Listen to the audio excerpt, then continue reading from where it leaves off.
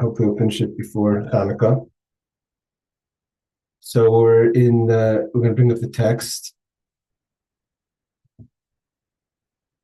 When the Maamar Padah Besholom from the year Tafshin Lamed Vav, 1975, end of 75, going to 76, which the Rebbe said in honor of the Chag HaGeula, the redemption of the Mittel Rebbe, who passed away and was born on the 9th of Kislev, and the day of redemption was the year before he passed away, which is the 10th of Kislev. So he didn't even complete a full year. And this is a mimer on the topic of this week's parsha connected to the idea of Vayetze, starting off on the pasuk of Padah Besholom, trying to establish the idea of what does it mean to have a Padiyah, a redemption, Shalom, in a peaceful way. And we're talking about the levels of Machama. Means there's a way to redeem, basically to have a war, and you win the war. So you have a Padiyah, you have a redemption of the situation. But there's three ways for that to happen. One is that there's still an enemy, and you have to restrain yourself. We're talking about a person within themselves.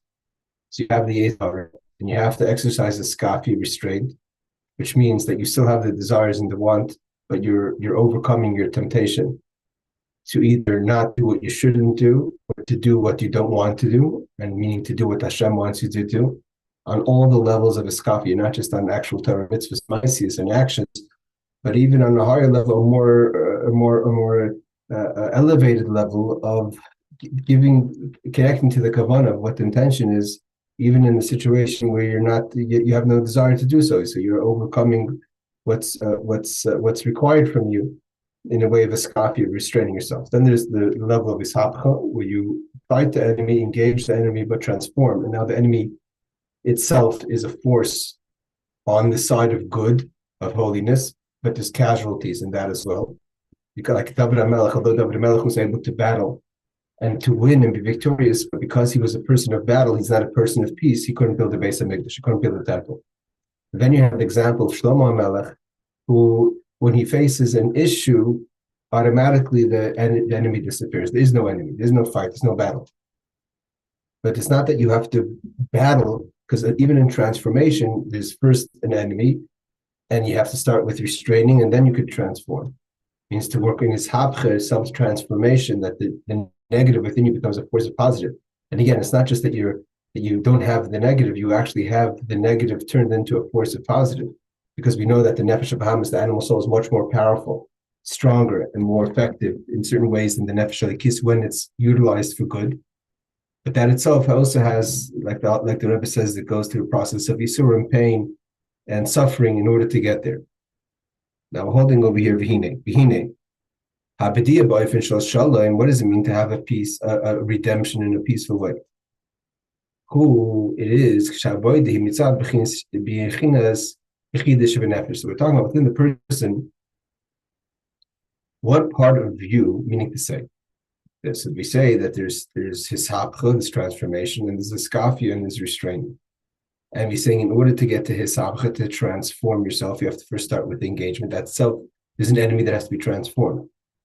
What part of you does a person have within themselves that becomes the conscious person of being, that when he faces an adversary, the adversary it's not a battle, it's automatically a redemption in a peaceful way. I mean, what energy within inside yourself, what kind of level of consciousness are you at, that there's no negative force that could stand up to that.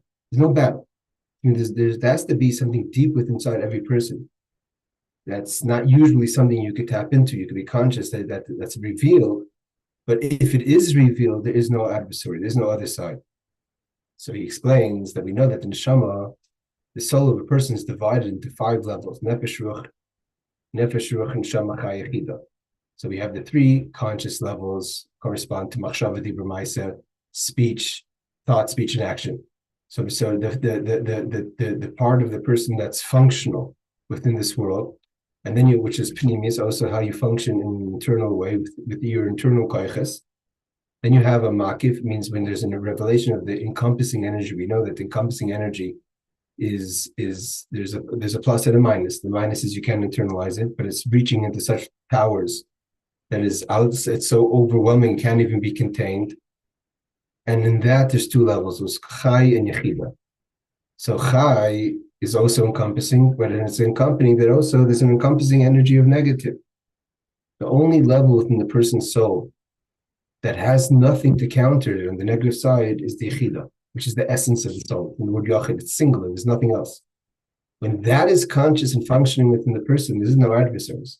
There is no nefesh of Bahamas, there is no animalistic soul, there is no koach atuma, koach of power of impurity that can that's even an adversary. But in order, so there's a situation, but if you could reveal in this situation the yechida, the essence of your soul, so then it's a Padah Besholom. Then you're redeeming yourself in a peaceful way. That's what he says over here. How can a person, what tool do you have within yourself? What part of your character, what part of your essence you have within yourself that you could have a padiyah, a redemption of a situation? Means there's a situation, but you could redeem, you get through the situation without any adversaries, with a peaceful way. When the service of the person is conscious and functioning with mitzad b'chinas chiv d'b'shnefesh, that the essence of your soul, again, this is the highest point of your soul, the yachid, the part it's that where creator meets creation, where creator meets the soul, the chelik alikai, the part of God that's within every person, and that's revealed, yechida shebenefesh. So there's nothing counter to that. That's the consciousness that the person's operating at. So any situation that you get through, there's no adversary. Why? He explains like this. Line number 2. There are times that we serve Hashem. Means this is all part of Avodah. Means we have Avodah means like ibadaris, like we say, beating the hides. We're pushing through. We're going through the grind, like they say. And how do you do it? What tools do you have usually to get through the grind of Avodah, of service of God?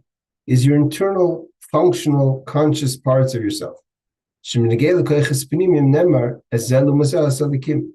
you have your machshava, let's say your levushim, your garments of thought, speech, and action, or even the soul itself, you have the esesphiros, seven emotions and 3 intellectual components or parts of yourself. Spheros are attributes, let's say, within yourself. So you have chesed, you have the parts of yourself that are chesed, you have the parts of yourself that are, you have your mind, and those things you could have, like there's zelu masat, there's the opposite. The nature of the chesed in holiness also has a nature of chesed in impurity, like we learned about in Sfiras Omer, that the idea of the Sfiras Omer is to transform. And that's why it's this, the Omer sacrifice is animal feed, because we're dealing with the nefesh of Bahamas, the animal soul. And we're dealing with the 7 emotions of the animal soul that needs to be transformed to holiness. So there's there's an enemy. So when you're dealing with your kochas panimim, so you have strengths. Each person has it, and the strengths, you want to put it into a single word, would be character. Both your emotional and intellectual character or abilities. So you have, your mind could work for thinking holy things, your mind could work for scheming and bad things. You have your heart, your emotions could respond in a holy way, in a proper way, in a selfless way, in a godly way, or it could be a selfish, self-centered way, but ego and your own agenda. So that's the zelu mosel, so the kim, that a person battles with that within themselves. That's why you always say that it's always good to have another person or to use different emotions together, because you could attack the nefesh of Bahamas. The nefesh of Bahamas is very selfish. It's so selfish that it doesn't even mix the characters with each other. When you're the nefesh of Ikis, because the godly soul has a higher purpose, it could team up with different parts of your character to attack, so to say, the single character of the negative that wants to express itself. But that's really strategy. That's kind of the battle of the enemy. Hainu, meaning to say, in the parentheses, Shieshnu Metzia Shalom, you have the other side, Minagid, which means an enemy. And then how do you deal with the negative pull within your character? We're talking about all this is a battle within the person themselves. So you have 2 ways to deal with it. Avodah diskapia means you have the part of you, the animal that has this urge for something, and you have to restrain it. Diskapia means to restrain it, to limit it, to hold it back, not to give into those temptations.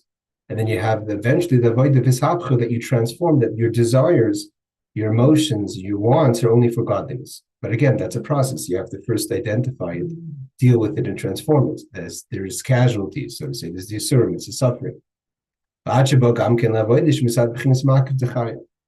that's the first three levels are the internal, the functioning part within you. You even have the makib, kind of an external power, which is the chaya, which is the, so to say, kind of you could call it the rotzin, the want, things that are not within, so to say, your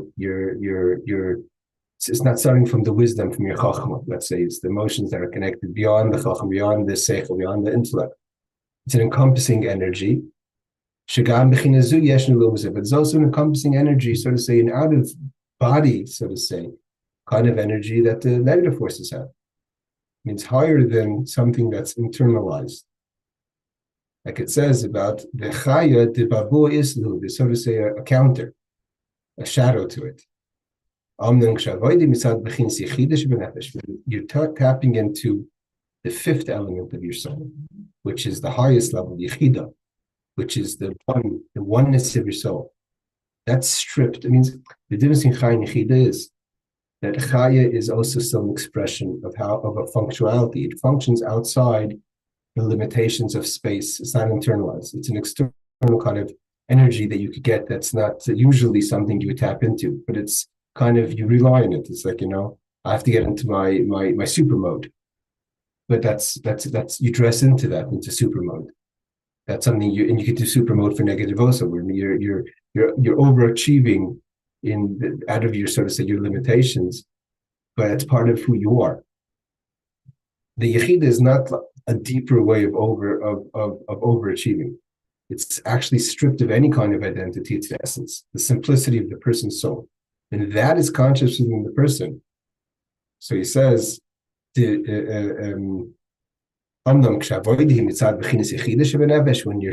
avodah with Hashem is with the highest element of your soul, the oneness of your soul, that there is no negative counterpart to that. There is, because the essence is the essence. Everything else is just a facade. The essence is the real you. Now, in order for there to be the hero choice, however you want to look at it, there's the counter, there's the other side, there's the nefesh bahamas. But when it comes to the essence of the real you, the essence, the way you are stripped of any identity or any kind of character, there's nothing on the other side of that. There's nothing to the other side that's counter to this oneness of your soul. That's what we call it. The name is called Yechida. Chaya means like you're alive. Yechida means oneness. And not one as an echad of a combination of things that makes up one. It's Yechid is singular. That's stripped of any components. And that's how. And that's the consciousness that you're doing your service of Hashem. So then when any situation you're doing, it's so connected, it's so absolute, it's so MS, it's so true, that as you get through these situations, it's all Besholom, it's a peaceful way. Any scenario that you face, you redeem yourself in that scenario because it's what's functioning is Yechida, there's no other side. And it's able to be super focused and exact and online and 100% in every situation. Shalom amiti, that's true peace.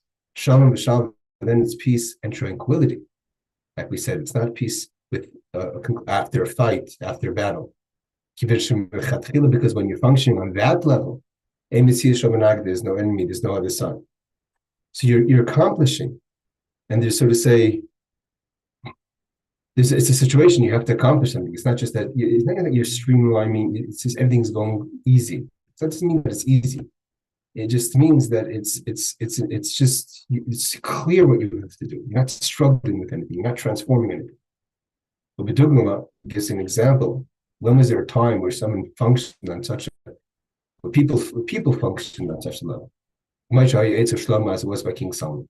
Shnikra Ish Menucha, he was the person of tranquility.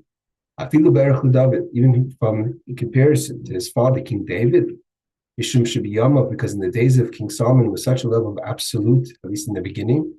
In the Chatchil, there was never battles. When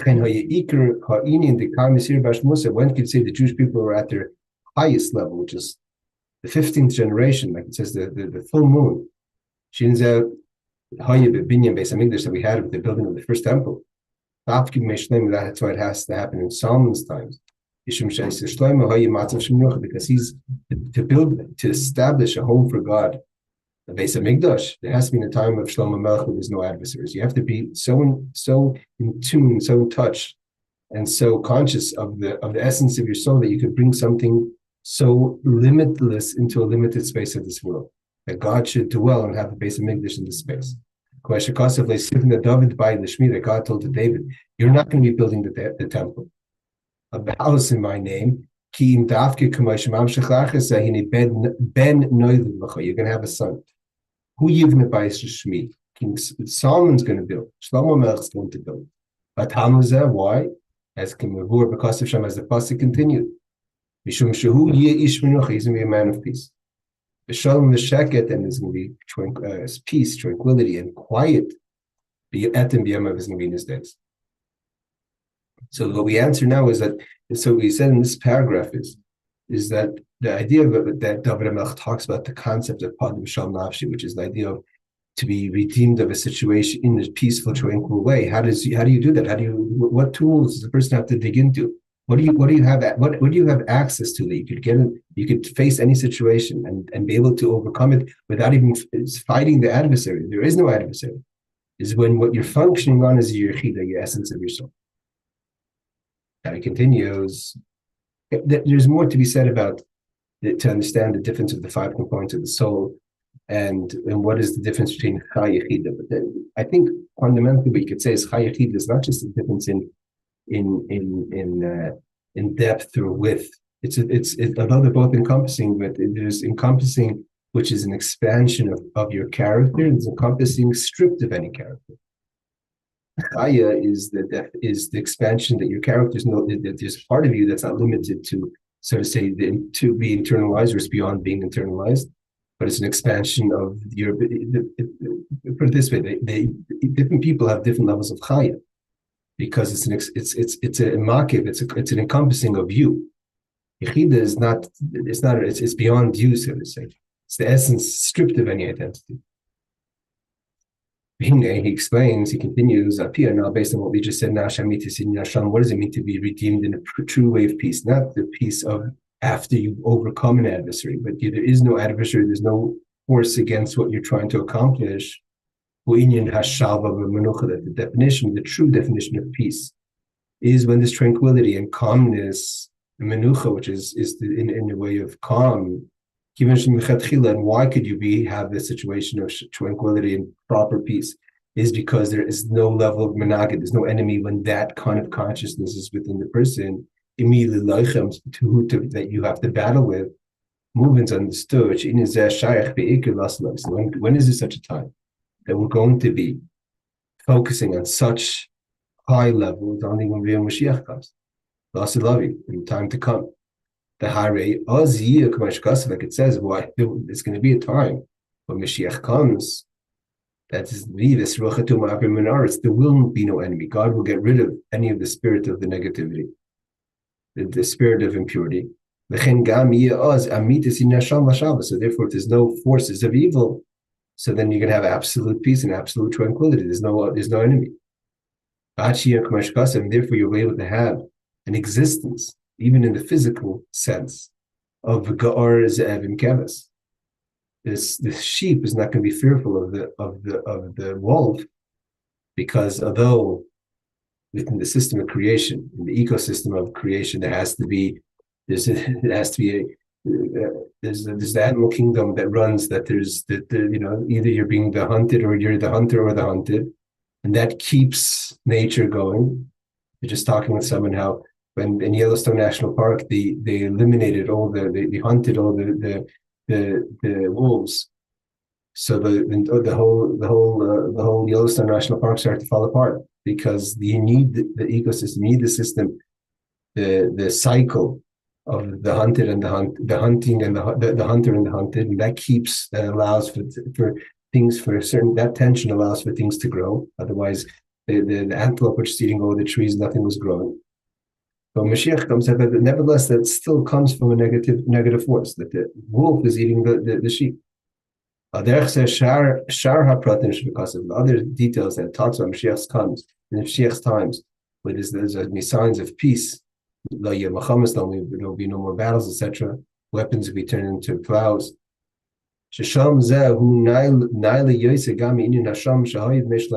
Obviously, the peace that we're going to have in Mashiach's times is going to be absolute peace, even greater than the peace we have in Shalom. Shalom is like this great light that gets rid of any enemies. In times of Mashiach, it's going to be it's not a force that gets rid of the enemies, a revelation of a force, but there's going to be then the enemies doesn't exist anymore. God's going to get rid of the whole negative force. But based on the rule that we know, that Rebbe says in the Bible. Because like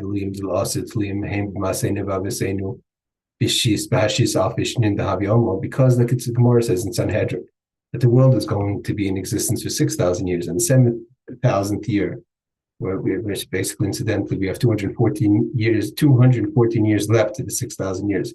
And the early days of Mashiach has to be included in those 214 years. For Mamish, very little time for Mashiach to come, even according to the Talmud based in Sanhedrin, which says, and most people, there's no real opinion that argues with that Shisa V'Shin the world will exist only 6,000 years. So in the things that we're going to have when Mashiach comes have to have some sort of comparison in our Avodah today. It means although we're not living today in a time where there's that kind of revelation or kind of vacuum of anything negative, but there has to be something like that in our time, because anything that's going to happen with Mashiach was started and built on our Avodah. It means Mashiach coming in the time of the Asad Lavi is not an existence that has nothing to do with the 6,000 years. The 6,000 years that we're doing Avodah, and Avodah in a difficult way, allows for there to be Mashiach's times. And because it allows and creates the setting for Mashiach's times, we have to have a similar in the times of now, that the times of Mashiach are an elevated level from that, but it has to have something similar now. Again, he says, based on the rules, all the revelations that are going to be lost when Mashiach comes, the dependent. In our service, in the 6,000 years, meaning the times of this time before lost love, before Mashiach comes. It's not just and specifically, where's the real time that's preparing and getting the world ready for Mashiach is the time of the diaspora, the time of the galus of the exile. Befrat and Befratius, and even more so within this, so to say, the 2,000 years that we've been in diaspora and exile. The main part that actually is the transformation from galus, from galus to geula, from exile to redemption, is the happenings in the ikifus of the Mashiach, and the footsteps of Mashiach. And we're holding the last moments of the galus. Over there, we have already that transformation. We have a little bit of that. It's like that. It's the mix where there's things that are happening, even though we're still in galus, that have this flavor of how it's going to be on Mashiach. Sha'azu mati ikvim beikvim, because it's going to be like the heels meeting the heels of the galus, the end of Mashiach. The end of galus is going to head into the heels of Mashiach, the beginning of geula. As ot, like the Rebbe says in Yiddish, as ot kol Mashiach tzidkeinu, the Mashiach is about to come. So it's moving. Gamkim negela mavur leil shegam b'meshach zman hagazaf b'chayshik kafel mekupul dikfus Mashiach. So yes, although that now we're in the darkness of galus, and not just the darkness, the double darkness of the last minutes of Mashiach of galus. We know that the footsteps the last part of the darkness of the night is the darkest part. Nevertheless, Yeshnam Kolafanam and Abba, we have all the components of Shalom. The Iskafi, Hishabcha, and the way to reach means that the restraining transformation, which is also a battle, but you have to reach the transformation, though the conclusion is higher. And the level where you reveal the Yechidah of an Nefesh, essence of your soul, where there is no enemy. And we have that component till today as well. It means the Rebbe's argument is that because there can't be a scenario of what's going to be when Mashiach comes that has nothing to do with now. If you're saying that the concept of Shalom Padah Besholom nafshi, which means that you're functioning on the Yechidah of Nefesh, essence of your soul, has not just that it's comparable to the times of Shlomo, but it's not something that if the last moments of Golus take us into Geula, you can't say that Shlomo Melech lived 2,500 years ago. That's the connection between Mashiach's times and and Gullus, and so to say before Mashiach's time. So it wasn't Gullus based in English, but it was in the 6,000 years of the world, so to say. And then comes 2,500 years. There's no connection. That doesn't make sense. It has to be the mati ikvin beikvin. The place that touches each other in the time has to touch each other in avodah. So if we're in the last minutes of Mashiach, like the Rebbe says, Atat Ko Mashiach, the last minutes of Galus going into the first minutes of Mashiach, there it has to meet, where there's a component of Geula, there's levels of Geula in the Galus. And therefore we have to have now this idea of Padah Besholom Nafshi, of the redemption that has a level where there's no adversaries. It says, Yeshnam of Kol Afanim and Abba Avodah. Not only, he says, not only, of course, that now we have the ability to perform avodah in restraining ourselves. Is that even above that, to transform ourselves, but even that's a battle. In the times ago, specifically in our times, right before Mashiach comes, the Shalom, we could reach the level. This is where the Rebbe really introduces concepts of that where the last moments of Galus is Goyla and Geula, it's just the Aleph. So much, so it's on a thread hold where you could go from either being in Galus or Geula. You're so close. There's so little to be done to change that mindset. That we could have the highest level of Padah Besholom, means that we redeem with peace and tranquility. And almost as much as we were functioning on the revelation of the oneness of ourselves. And how do we do that? We'll continue with the class, but as Hashem tomorrow, as he connects this to this week's Parsha, tomorrow's very Wednesday, hopefully we'll get in another 2 classes into Parshas Vayetze, where he starts tomorrow on quoting from the Rebbe on Parshas Vayetze, the idea of Vayashkim Lavan Baboker. Okay, we're going slow, but we'll get it done. Have a wonderful day. Thank you for joining.